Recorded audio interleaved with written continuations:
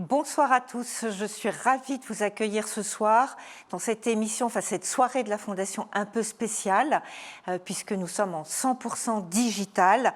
C'est une grande première pour nous, mais en tout cas, vous êtes plus de 500, presque 600 je crois, à être avec nous ce soir et j'en suis vraiment très très heureuse. J'ai le plaisir aussi d'avoir à mes côtés Géraldine Delahaye. Géraldine, tu es donc la responsable réclamation études juridiques à Groupama Centre-Manche.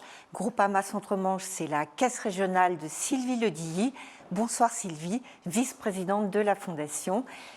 Géraldine, ravie que tu sois avec nous ce soir. Je suis ravie également, bonsoir. Je suis ravie d'être présente pour animer cette soirée qui nous permettra de faire un point sur les actions de solidarité menées dans les territoires pour la recherche, le quotidien des malades. Mais aussi, cette soirée sera l'occasion de remettre notre prix de l'innovation sociale et de saluer le travail des élus qui se mobilisent chaque jour dans tout le pays. Alors, avant de commencer, je voulais vous dire que la Fondation donnera 5 € pour chaque connexion. Donc, n'hésitez pas, il faut absolument que sur vos réseaux sociaux, vous partagiez ce lien, vous demandiez à vos amis de nous rejoindre. Ça permettra à une association d'avoir un don correspondant, alors déjà là, à 3 000 €, mais je l'espère à beaucoup plus, sachant que l'association sera choisie par la Caisse régionale Groupama qui aura réussi à mobiliser le plus de monde avec nous ce soir.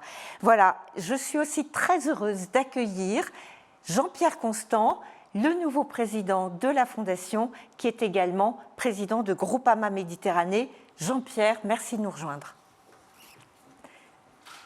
Voilà, alors il y aurait du public, on dirait, sous vos applaudissements, mais voilà. Bonjour Jean-Pierre. C'est pas possible. Bonsoir à tous. Oui, comme vient de le dire Sophie, une succession, la succession de Marie-Ange Dubost, tu l'as dit, et puis tu l'as aussi cité, Sylvie Ledilly qui a pris la vice-présidence, et Walter Benktar qui complète effectivement là aussi, et qui est le trésorier de la Fondation. Donc des changements, un conseil d'administration solide, soudé, très compétent, avec de grandes personnalités, de belles personnalités, de médecins qui sont là pour nous accompagner sur nos choix. On en a bien besoin, et puis voilà, pensez à toutes ces familles, à tous ces malades qui vont ce soir pouvoir nous regarder de façon beaucoup plus importante que d'habitude quand nous sommes dans la salle Bonjean, puisque l'année passée, la jauge était à 380. J'espère qu'on va être, on va prendre un risque quasiment le double ce soir. En tout cas, je l'espère. Et pensez à tout ce monde qui nous accompagne toute l'année, à savoir les médecins, je l'ai dit. Et puis, surtout, pensez effectivement dans les caisses régionales à tout ce monde qui travaille pour avoir ces magnifiques balades. On aura l'occasion de reparler tout à l'heure. Et ce nouvel événement qui se passe sous cette nouvelle forme-là, parce que, comme tu l'as dit, le digital a changé les choses. Je reste persuadé que ça va nous permettre de rebondir, d'aller plus vite, d'accélérer, comme on le dit. Et l'année passée, à la même date pour les 20e anniversaire, jamais un instant on n'aurait pensé se retrouver sous cette forme. Donc de 380 en présentiel, on va se retrouver 4 ans. Je suis très agréablement accompagné ce soir, mais vous allez voir, on va être très nombreux. Alors ça veut dire que peut-être l'événement va changer. L'année prochaine, on fera peut-être une partie à Bonjean, et puis pour ceux qui ne peuvent pas se déplacer, qui êtes chez vous, vous pourrez continuer à suivre effectivement, et on va vous retracer effectivement tout ce qui va se dérouler dans l'année. Juste une autre information sur la mobilisation que nous devons avoir. Elle est essentielle, vous l'avez vu cette année, une année très compliquée. On va effectivement être et vous expliquer effectivement tout ce que le Covid nous a à un moment compliqué la vie, on va le dire. À Groupama, on parle de proximité. Cette proximité, elle est mise à mal cette année. On a changé nos habitudes de façon dramatique. Donc pour nous, Valide, c'est déjà important. Je vous laisse imaginer tout ce qui a été cette démobilisation, on va dire, cette complexité, je vais dire puissance 10 par rapport effectivement aux malades qui ont dû subir cet isolement par rapport à tout ce qu'on pouvait leur apporter chaque année. Président, merci.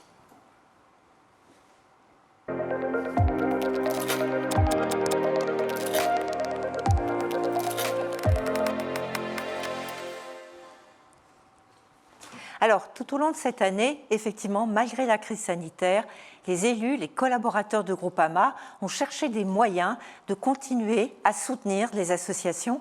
C'est le cas, par exemple, de Groupama Loire-Bretagne, qui s'est mobilisé aux côtés de l'association La Pierre Le Bigot pour apporter des masques aux personnes, notamment aux enfants souffrant de mucoviscidose. Et je vous propose qu'on voit cela tout de suite en images. La Fondation Groupama est née il y a 20 ans avec la volonté d'agir en faveur des personnes atteintes des maladies rares. Ici, sur notre région Loire-Bretagne, nous sommes en contact direct avec les associations de malades. Nous les accompagnons par des actions concrètes et solidaires. Nous contribuons aussi à faire avancer la recherche en soutenant les projets portés par les CHU et les organismes maladies rares de notre région.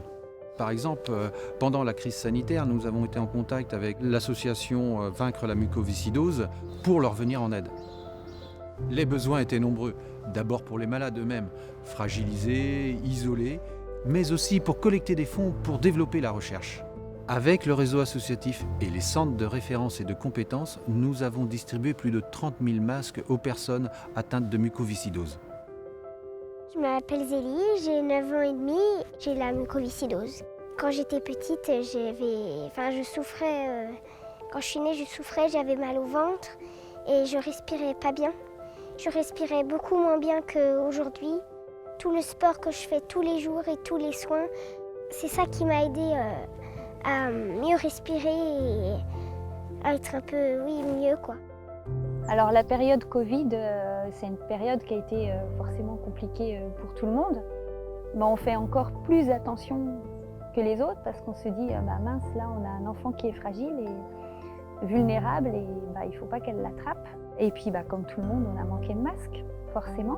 C'est la Fondation Groupama qui nous a très généreusement offert tous ces masques. Donc à tous les patients atteints de muco. C'est un joli cadeau parce que c'est de la liberté finalement qu'on nous offre, c'est un droit de sortie. C'est très généreux, oui, qu'ils aient pensé à nous. Ça nous a fait chaud au cœur. L'association Vaincre la mucoviscidose a initié des délégations territoriales pour être davantage en proximité avec les patients, avec les familles, être en proximité également avec nos centres de ressources et de compétences de la mucoviscidose, les CRCM, qui nous a permis de rencontrer d'ailleurs des administrateurs de Groupama qui nous ont dit « mais on peut vous aider pour les virades de l'espoir ». Et puis on a fait connaissance un peu plus et nous avons mis en place une convention pour apporter un soutien financier pour l'achat de matériel pour les CRCM. Donc voilà, c'est l'exemple de la bonne proximité qui nous permet d'avoir une action qui soit la plus réelle possible et la plus proche des besoins. Pour Zélie et pour les autres personnes atteintes de mucoviscidose, mobilisons-nous avec les associations pour faire connaître les maladies rares et faire avancer la recherche.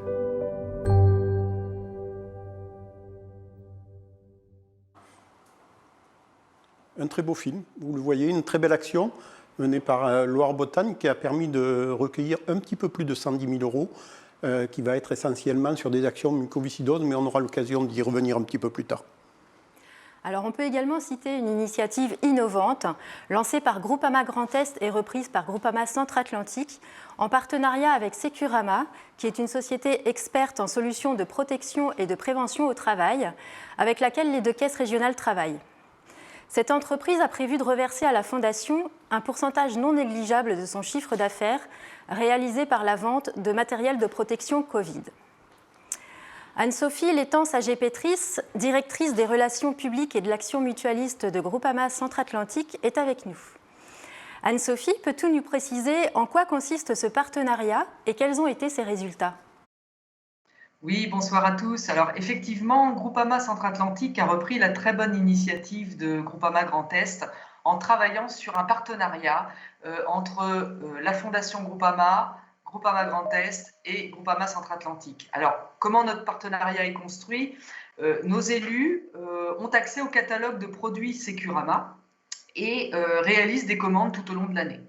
Et sur le montant global hors taxe des achats réalisés par Groupama Centre-Atlantique, Securama s'engage à reverser 5% des ventes à la Fondation.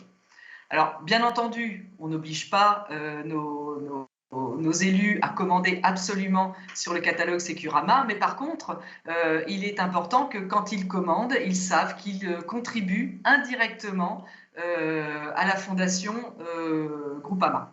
Alors, sur le dernier trimestre, pour vous donner une idée, au regard des commandes qui ont été réalisées, c'est près de 3 125 € qui vont être reversés prochainement à la fondation.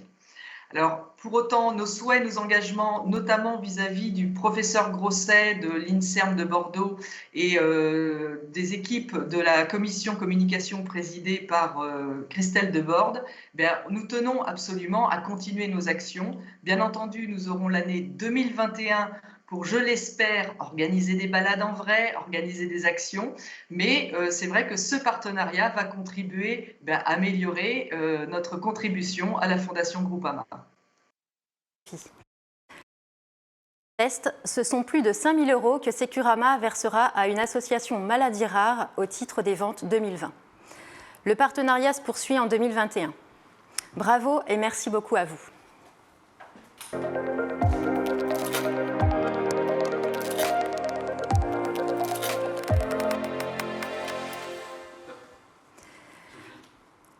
Alors, il y a aussi une mobilisation dans les territoires pour soutenir des projets dont l'objectif est d'améliorer le quotidien des malades.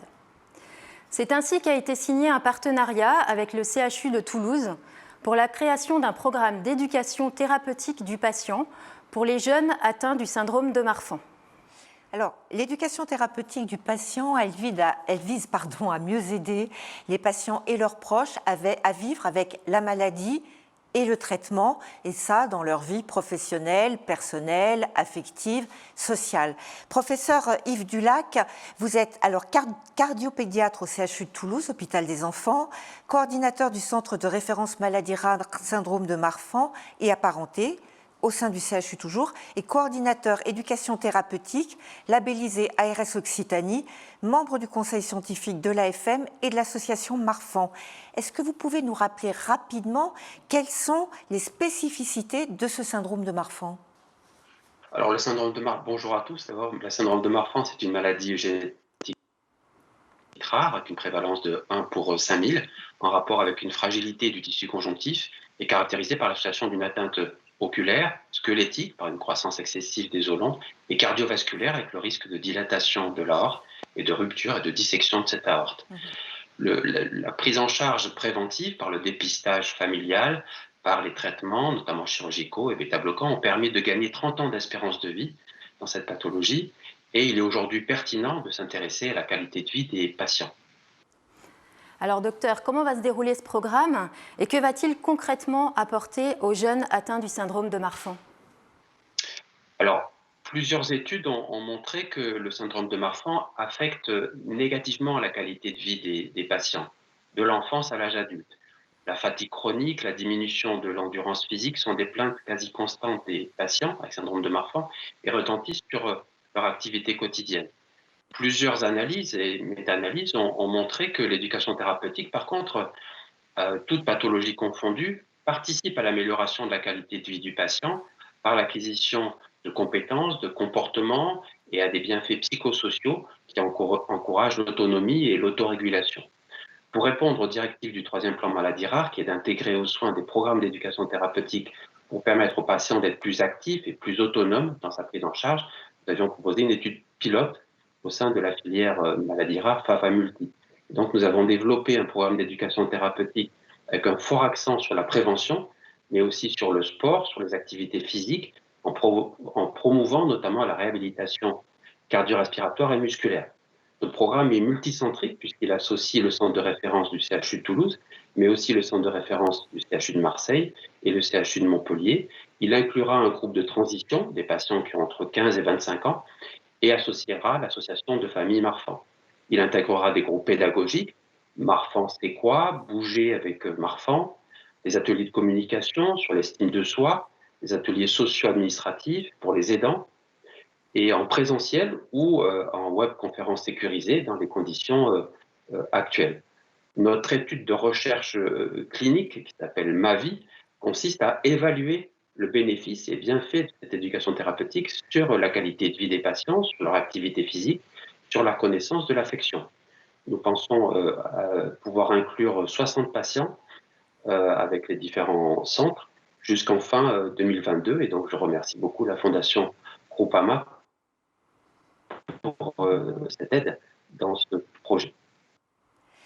Merci beaucoup, Dr Dulac. Et puis, on vous donne rendez-vous donc, en 2022, peut-être pour des premiers résultats, et en tout cas en 2023 pour savoir exactement ce que ça a donné et quelles seront les suites. Et puis, je crois qu'on peut également citer le soutien que la Fédération du Loir-et-Cher a apporté à l'association Des Bras France.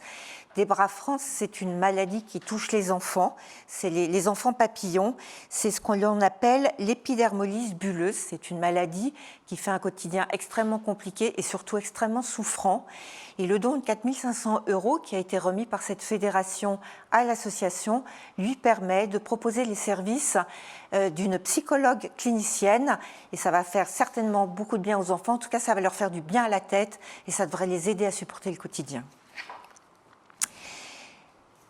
Je crois que nous arrivons maintenant à un des moments un peu phares de cette soirée, Président, puisque c'est la remise du prix de l'innovation sociale. Alors, pour tous ceux qui sont avec nous pour la première fois, ce prix, il vise à soutenir un projet qui doit changer la donne véritablement dans le quotidien des malades. Président, qui va avoir le prix cette année ?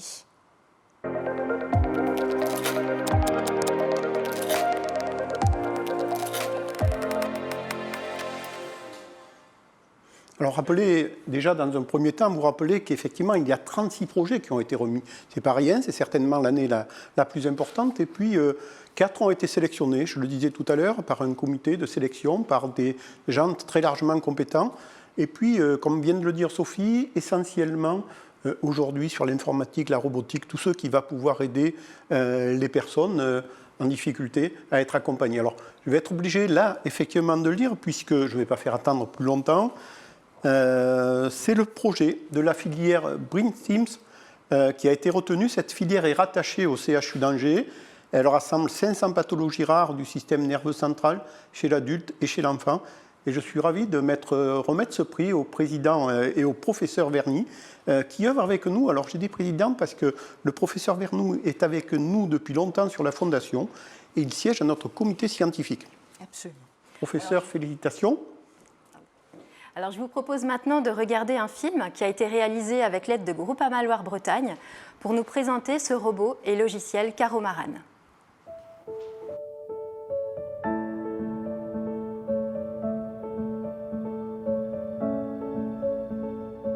Le projet Caromaran, c'est la rencontre entre BrainTeam et Stimulactive qui a développé 2 outils, un robot et un carnet de vie.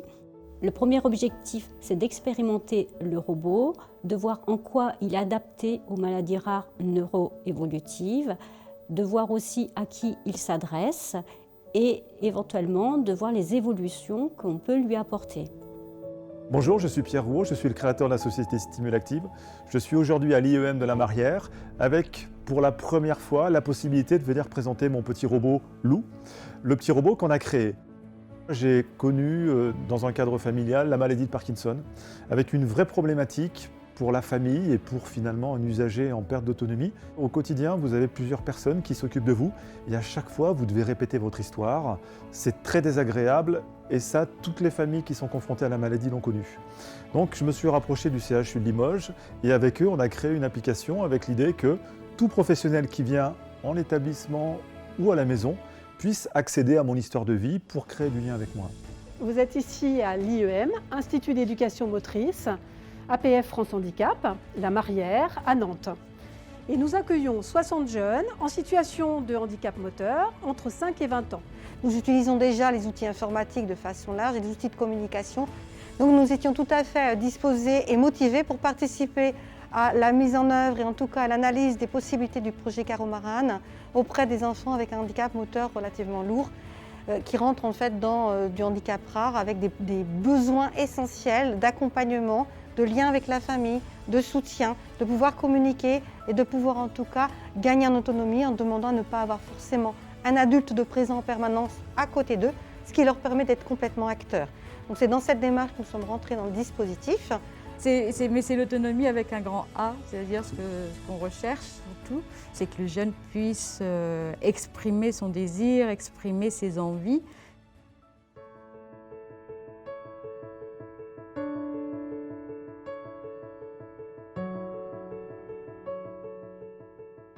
Christophe Verny, je suis professeur de neurologie, chef de service au CHU d'Angers, particulièrement impliqué dans les maladies rares, ce qui se manifeste par la coordination de 2 centres nationaux de référence, l'un sur la maladie de Huntington et l'autre plus généralement sur les maladies neurogénétiques, ainsi que par l'animation de la filière nationale de santé maladies rares, Brain Team. Alors le projet Caromaran a débuté actuellement avec le soutien de nos agences régionales de santé en lien avec des partenaires institutionnels que sont par exemple une maison d'accueil spécialisée. Et la deuxième phase du projet soutenue par la fondation Groupama vise à évaluer la possibilité d'utiliser ces robots au domicile des patients qui vivent toujours chez eux, mais également à étendre ce projet qui a une vocation au début régionale à un échelon national.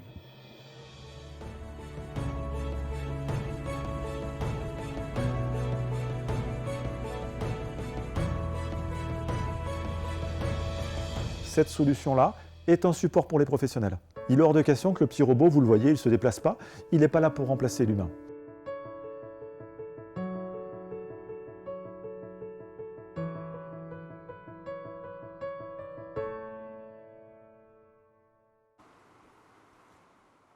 Bonsoir professeur Verny. On le voit dans ce film, Caromaran suscite de grands espoirs, notamment pour permettre aux personnes concernées par une pathologie rare du système nerveux de retrouver de l'autonomie. Pouvez-vous nous expliquer quelles sont les fonctionnalités de ce robot et comment elles redonnent de l'autonomie? Alors avant de vous répondre, je vais peut-être vous montrer le trophée que vous venez d'avoir la gentillesse de m'offrir et vous dire que je le reçois au nom de toutes les équipes que vous avez vues, car le soin comme la recherche, surtout dans les maladies rares, c'est avant tout un travail d'équipe. Alors pour répondre à votre question, notre expérimentation repose sur l'utilisation de 2 outils adaptés à des personnes en perte d'autonomie ou en difficulté de communication. Il s'agit d'un robot et d'un carnet de vie installé sur une tablette. Nous expérimentons donc simultanément 2 outils complémentaires dans ce projet. Le robot a été conçu pour être facile à saisir et à tenir dans les mains, même pour des patients disposant de capacités de préhension altérées. Ce robot facilitera les interactions entre les professionnels du domicile ou des établissements sanitaires ou médico-sociaux et le patient. Il permet également de travailler sur l'autonomie. Il va par exemple inciter le patient à mettre son masque, à se laver les dents ou à se laver régulièrement. Le robot permet également de lutter contre l'isolement du patient en devenant un compagnon, un aide-mémoire dans ses activités du quotidien, que ce soit à domicile ou en établissement. La tablette est conçue pour être le carnet de vie du patient. Elle est comme le robot, personnalisable avec un caractère éducatif. Elle va également permettre ou faciliter les interactions avec les professionnels intervenant à domicile ou en établissement. Alors, ce dispositif, vous le testez déjà dans un institut nantais. Est-ce que vous avez des premiers résultats à nous communiquer ? Alors, une première phase d'expérimentation est effectivement en cours en région Pays de la Loire avec plusieurs partenaires sanitaires ou médico-sociaux de la région. Je cite par exemple la Masse de Mortagne ou la Masse Les Romans pour un public d'adultes ou l'Institut d'éducation motrice La Marière auprès d'un public plus jeune. Le robot et la tablette sont des outils attractifs et ludiques. Nous espérons ainsi qu'ils apporteront une stimulation supplémentaire auprès des jeunes et également des adultes. Mais je ne peux pas à ce stade vous en dire plus car l'expérimentation a pris quelques mois de retard en raison de la crise sanitaire et nous attendons les résultats de la première phase pour le mois de juin prochain. Professeur, comme tous les élus, je suis impatient. La phase soutenue par Groupama démarrera à quel moment ? Alors c'est la seconde phase qui est soutenue par Groupama qui concernera des établissements, mais également des services d'aide à domicile partenaires au niveau national du réseau Brain Team. Et nous souhaitons commencer cette expérimentation après avoir tiré les leçons de la première phase qui va donc se terminer en juin. Nous projetons donc un début d'expérimentation pour septembre prochain, juillet, août, n'étant pas la meilleure période pour débuter un tel projet. Merci professeur, et puis nous on vous donne rendez-vous à la prochaine soirée de la Fondation, février 2022, pour avoir un retour de cette expérimentation. En tout cas, bravo à vous, à toute votre équipe et merci beaucoup.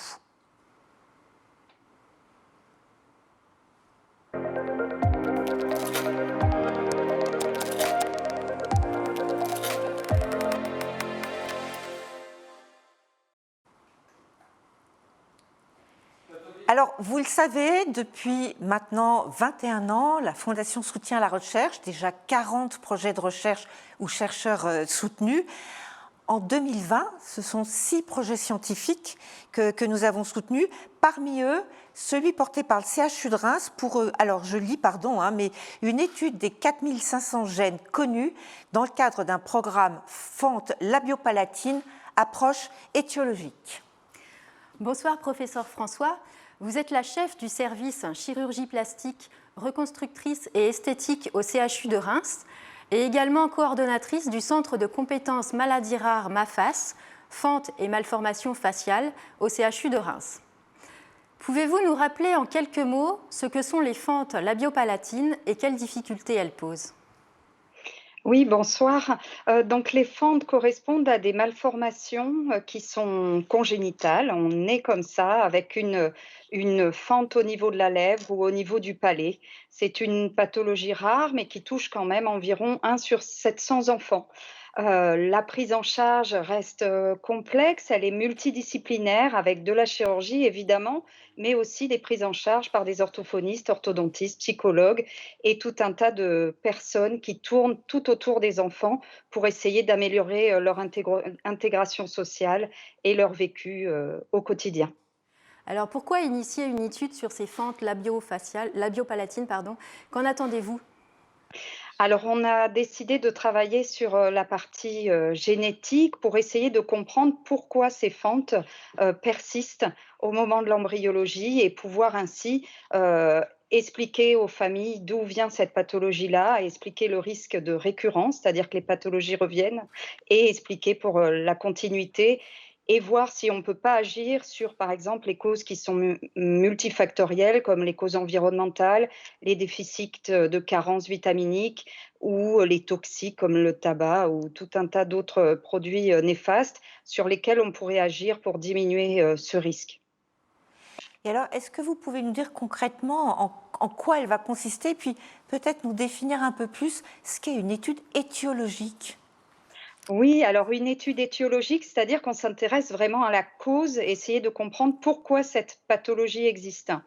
Donc nous avons déjà réalisé des travaux sur la génétique et les fentes faciales et nous sommes, grâce à vous, dans la possibilité maintenant de proposer ce qui est le plus à la pointe de la recherche génétique, qui correspond aux analyses d'exomes, qui permettent de chercher tous les gènes présents sur l'ADN et les chromosomes chez les patients. Et dans notre cas, c'est des études familiales lorsqu'il y a plusieurs fentes retrouvées au sein d'une même famille. Cela fait maintenant une bonne année que vous avez démarré. Vous avez des pistes, des résultats ? Oui, alors on a déjà eu la possibilité de réaliser ce test sur plus de 35 personnes, ce qui regroupe maintenant 5 groupes homogènes de familles, ce qui est déjà beaucoup pour ce type d'examen extrêmement onéreux et complexe. Nous commençons à trouver effectivement des anomalies génétiques, des mutations spécifiques. Nous allons maintenant revérifier ces analyses, car en génétique, il y a toujours un temps de vérification. Et donc, nous allons passer à ce temps-là, même si nous sommes toujours en train d'inclure des nouveaux patients grâce à vous. Eh bien, merci beaucoup, Caroline François. Et puis, vous aussi, on vous donne rendez-vous l'année prochaine, en 2022, pour que vous nous présentiez les résultats de cette étude qui nous semble vraiment très, très intéressante. Autre projet de recherche soutenu en 2020-21, celui du docteur Brabet. Docteur Brabet, vous êtes chargé de recherche INSERM à l'Institut des neurosciences de Montpellier et plus précisément dans une équipe Vision. Votre étude, elle porte sur la synthèse de molécules originales que sont les lipophénols. Et vous voulez les utiliser pour traiter des dystrophies maculaires héréditaires et plus précisément la maladie de Stargardt. Est-ce que vous pouvez assez simplement nous expliquer ce qu'est la maladie de Stargardt ? à tout le monde. Je suis ravi Alors, d'être... voilà, je suis désolée, mais on me signale qu'il y a un petit souci de caméra avec le docteur Bravebey, ce qui vous prouve qu'on est vraiment en direct. Voilà, en tout cas, c'est effectivement un projet soutenu par la Fondation Groupama et Groupama Méditerranée. Alors, ce que je vous propose, c'est que, docteur, je suis désolée, on n'arrive pas à vous avoir en vidéo, mais si vous nous entendez, je vous propose peut-être de le faire en audio. Je veux bien, oui. D'accord. Vous m'entendez aussi? Oui, on vous entend. Donc, est-ce que vous pouvez nous expliquer simplement ce qu'est la maladie Stargardt? Oui, bien sûr. Bon, je voudrais quand même vous remercier pour votre soutien dans notre recherche sur les maladies héréditaires de la rétine. La maladie de Stargardt est effectivement une maladie de la rétine, initialement décrite il y a plus de 100 ans par l'ophtalmologue allemand Karl Stargardt. C'est une maladie rare qui touche les enfants et les jeunes adultes. Elle conduit à une perte progressive de la vision. Cela implique la perte de la vision des couleurs, une adaptation à l'obscurité retardée et une atrophie maculaire. On entend par macula ou maculaire le centre de la rétine. C'est une dystrophie maculaire héréditaire la plus fréquente. Cette maladie touche les mécanismes qui sont nécessaires à la vision continue et elle aboutit à une perte de la vision centrale, avec heureusement une vision périphérique longtemps préservée, ce qui permet à certaines personnes une autonomie, même si elles souffrent de cette maladie. Il s'agit d'une affection dégénérative sans traitement actuel. Et vous espérez donc que des lipophénols pourraient traiter cette maladie. Mais alors, qu'est-ce que c'est les lipophénols? Les lipophénols. Alors, les lipophénols, comme leur nom l'indique, c'est des molécules qui ont deux parties, lipo et phénol. La partie lipo, c'est une molécule lipidique, en l'occurrence un acide gras de type oméga 3, qui a des propriétés bénéfiques pour le cerveau et la rétine reconnues. Et l'autre partie, c'est une molécule phénolique, un lipophénol, qui est un antioxydant naturel que l'on retrouve par exemple dans le raisin, le thé ou les fruits. L'association de ces deux molécules conjuguées apporte des propriétés intéressantes sur le plan antioxydant et neuroprotecteur et favorise également la disponibilité à la rétine. Le traitement pharmacologique ainsi envisagé est nécessaire car l'apport alimentaire est insuffisant pour prévenir la maladie. Et qu'est-ce que vous attendez en fait véritablement de ces lipophénols, docteur? Qu'est-ce que va vous apporter votre étude? Alors, déjà nous avons avancé dans l'étude puisque nous avons pu prouver une action protectrice sur des modèles de souris de dystrophie rétinienne, même si la souris n'a pas de macula, mais elle présente un mécanisme de dégénérescence commun à l'homme. Entre autres, chez la souris, nous avons testé les molécules par voie intraveineuse et par voie orale, car on ne peut pas imaginer des intraveineuses quotidiennes chez un humain. Pour ce faire, nous travaillons fortement sur les formulations orales en lien avec les chimistes et physico-chimistes de la faculté de pharmacie de Montpellier. Pour nous rapprocher néanmoins de l'homme, nous avons la chance dans notre laboratoire de pouvoir développer des modèles cellulaires et tissulaires à partir de biopsies de peau de patients consultés au centre de référence Maolia, un centre de maladies rares, sensorielles et génétiques. Ce sont des cellules de la peau reprogrammées en cellules souches que l'on peut différencier en cellules de la rétine. Nous disposons ainsi d'un matériel humain qui nous permettra de valider l'efficacité de nos lipophénols. Enfin, je voudrais préciser que nous essayons d'identifier aussi des cibles cellulaires des lipophénols afin d'améliorer à terme leur efficacité. Cela relève plus de la recherche fondamentale, mais c'est aussi très important. Et là aussi, docteur, peut-on penser soigner ou tout du moins enrayer la maladie à court terme?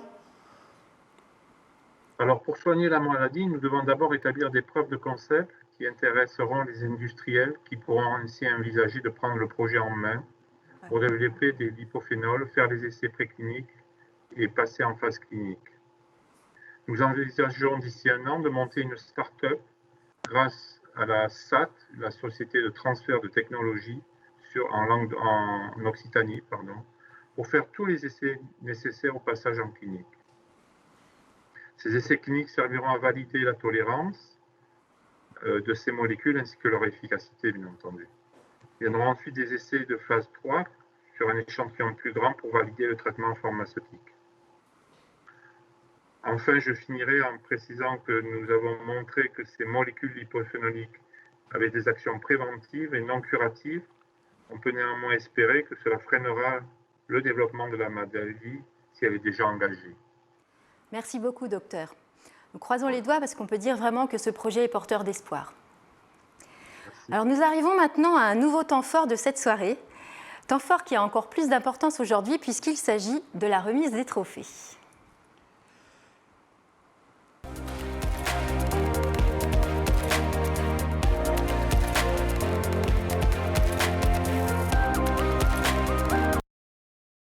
Alors oui, la remise des trophées est quelque chose de très important. Vous le savez, une mobilisation en permanence, effectivement, dans les départements. Et puis, cette année, on va revenir dessus, patatrac, Covid, les départements pour faire les marches, quelque chose de très compliqué. Alors, nous avons quand même 8 départements qui ont réussi à faire des marches dans des conditions parfois bien difficiles. On m'a remonté un département où il y a eu plus d'une trentaine de pages à remplir pour savoir si l'association pourrait faire cette manifestation, des contrôles sur place par la gendarmerie pour savoir si les gestes barrières étaient respectés. C'est tout à fait logique aussi.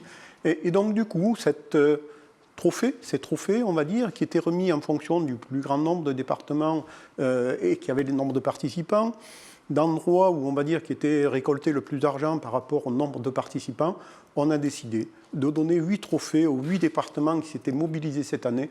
C'est quelque chose d'essentiel, d'important, et on espère qu'effectivement l'année prochaine tout pourra se dérouler, on va dire, d'une façon plus importante. Donc je vais vous donner la liste des 8 départements, la Haute-Loire, la Moselle, la Nièvre, l'Orne, le Haut-Rhin, les 2 départements de Savoie et les Vosges.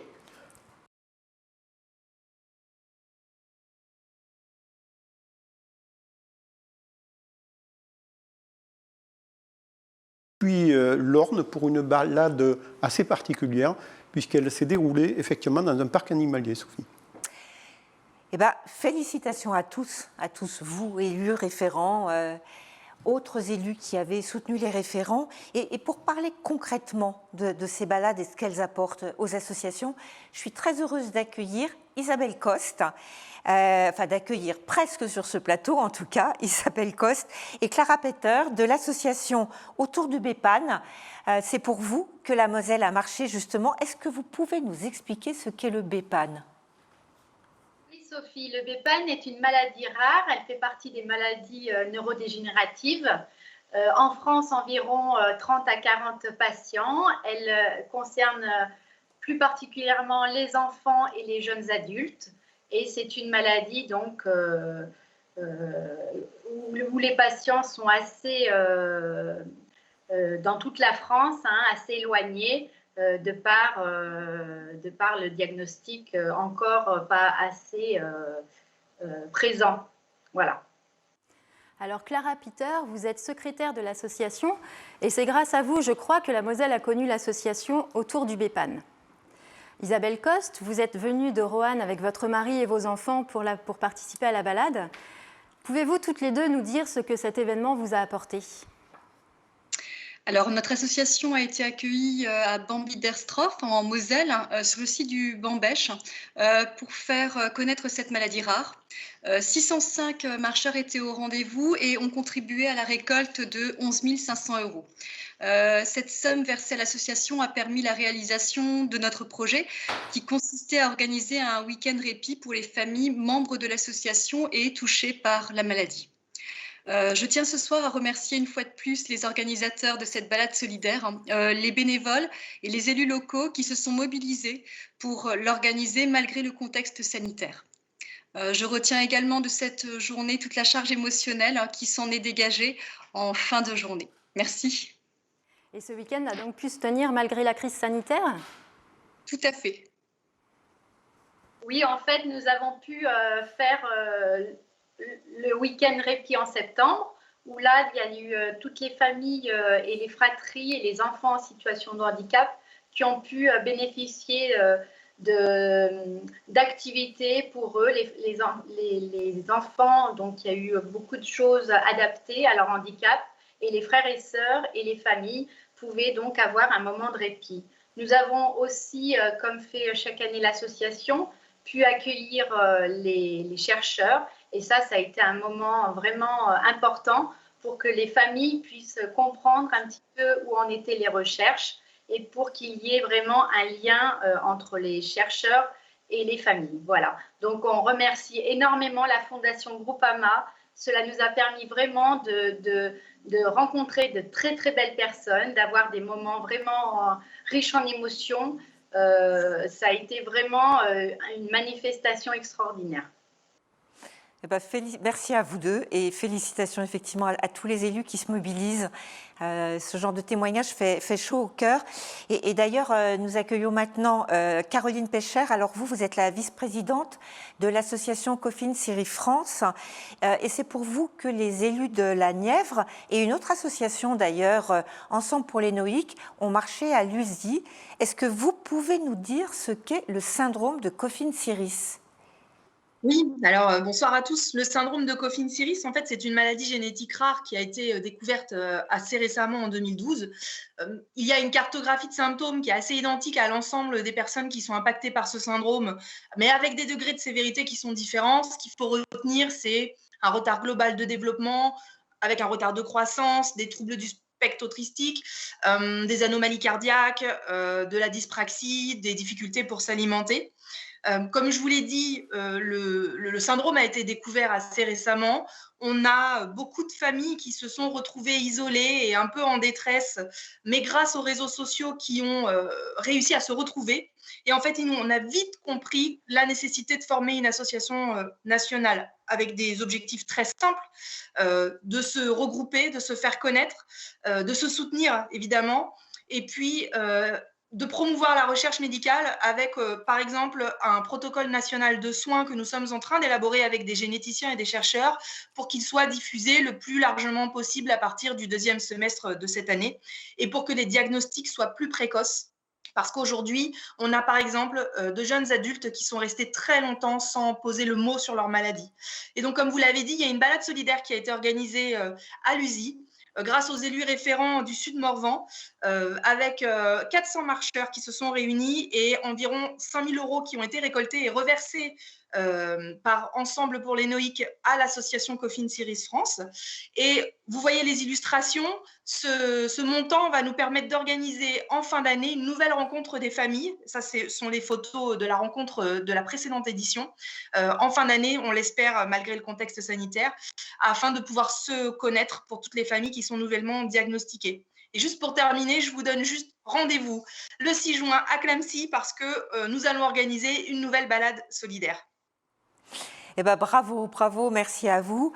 Merci à nouveau à tous les élus présidents. On le voit, hein, même si toutes les balades n'ont pas pu avoir lieu, puisqu'il y en a 8 alors qu'il y a autant normalement de balades que de départements, les élus référents sont vraiment restés mobilisés et ils ont trouvé d'autres moyens. Alors on a eu à Loire-Bretagne par exemple des assemblées générales solidaires, tu en as parlé tout à l'heure, et puis on a eu des caisses locales ou des fédérations départementales qui ont fait des dons. C'était le cas sur ta caisse régionale, donc à Groupama Méditerranée par exemple.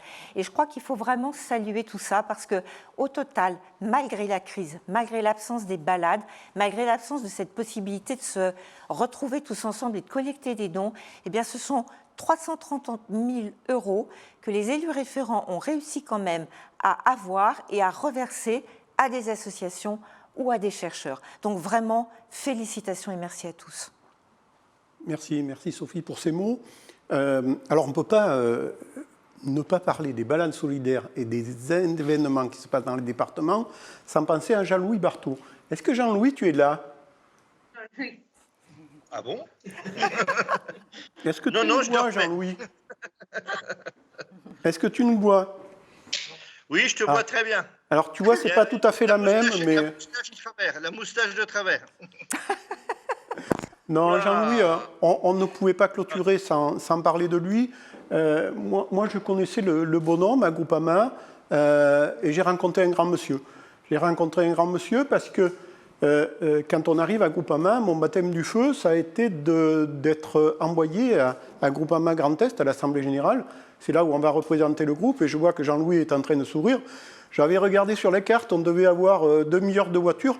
En fait, on a passé 2 heures dans la voiture tous les deux. Il m'a fait découvrir des coins, et c'est quelque chose d'assez exceptionnel. C'est quelqu'un qui a un cœur comme ça, qui a un sens de l'humanité qui est extraordinaire, et puis... cette année-là, Jean-Louis avait réalisé effectivement un clip. Je demanderai à tout le monde de voir ce clip à un moment, avec tous ses représentants par département. C'était un moment assez exceptionnel. Alors, juste regarder les chiffres. Hein. Alors, c'est souvent que des 7. Hein. Jean-Louis a œuvré pendant plus de 7 ans, effectivement, hein, à Grand Est, avec le succès qu'on connaît. C'est quelqu'un qui aime bien aussi la convivialité. C'est Monsieur Comté. Ça m'a permis de le rencontrer dans d'autres endroits. Et puis voilà, cette convivialité est assez importante, et c'est 77 balades, là aussi encore des 7, et événements solidaires que tu as organisés effectivement dans toute ta région. Donc chapeau Jean-Louis pour tout ce que tu as fait. Tu peux rajouter un mot si tu le souhaites. Hein. Je ne m'attendais pas du tout à ça. Ils ne m'ont pas prévenu, j'ai plein de moustachus autour de moi. Et donc, ce que j'ai fait, c'est avec plaisir, mais je n'ai jamais fait tout seul. On a une équipe formidable à Groupama Grand Est qui nous accompagne. Je souhaite que toutes les caisses fassent pareil, parce qu'on a des grands moments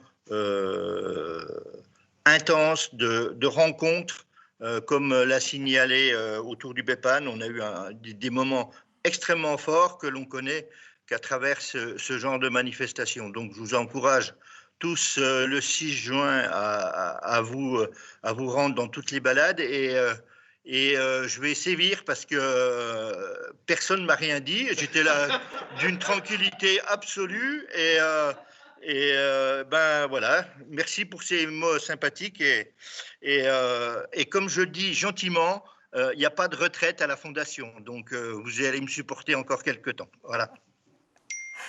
Alors Jean-Louis, moi je porte la moustache beaucoup moins bien que toi. Enfin j'essaye, hein, je me suis entraînée depuis ce matin. Moi je voulais te remercier pour ton énergie, pour ton rire, pour ton soutien, ton exigence et le fait que tu sois toujours à nos côtés. Et donc je compte bien effectivement que tu continues à nous apporter tout ça à la Fondation. Un grand merci Jean-Louis pour tout ce que tu as mené pendant ces 7 années, et puis pour ta présence à mes côtés et à côté de l'équipe de la Fondation. Regarde, est-ce qu'elle me va bien cette moustache ? Parfait, parfait. Il ne manque plus que la bise, mais alors ça... Voilà, Président, avant de te passer la parole, parce qu'on arrive maintenant au bout de cette soirée, au bout de cette cérémonie qui a été intense, très surprenante pour nous, mais je l'espère très sympathique pour vous, et j'espère que les témoignages vous auront touché autant qu'ils nous ont touchés nous. Moi, je voulais passer quand même quelques petits mots.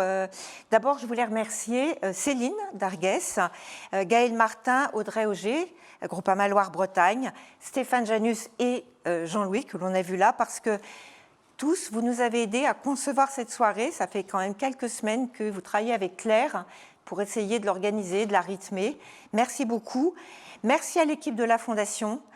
Claire, Martine, vous êtes toujours là, toujours à mes côtés. Vous avez œuvré dans l'ombre, là, pareil, depuis plusieurs semaines, pour la technique, pour le déroulé, pour le script, pour les réseaux sociaux. Merci à vous deux. Merci pour tout le travail que vous faites au cours de l'année. Un grand merci aussi à toute l'équipe technique, et puis plus spécialement à Virginie, à Ghislaine et à Julien. C'est aussi grâce à vous que cette cérémonie a pu se dérouler. C'est vous qui nous avez accompagnés, c'est vous qui avez tiré les prix d'ailleurs pour qu'on puisse la tenir comme ça. C'est vous qui nous avez rassurés, qui avez tout prévu, tout cadré pour que ça se passe bien. Un grand merci à vous. Et puis, un vraiment très grand merci à vous deux. Géraldine, tu es venue du Mans exprès pour être à mes côtés. Président, tu es à mes côtés depuis quelques mois déjà. Tu nous soutiens, tu nous boostes, tu réponds toujours, tu téléphones pour prendre des nouvelles. Et ce soir, vous avez été vraiment très, très chouette à mes côtés. Merci beaucoup à tous les deux. Et maintenant, je te passe la parole. Merci Sophie. Alors ça y est, on m'a apporté le résultat des courses. Alors je ne vous le montre pas, je vais vous le dire.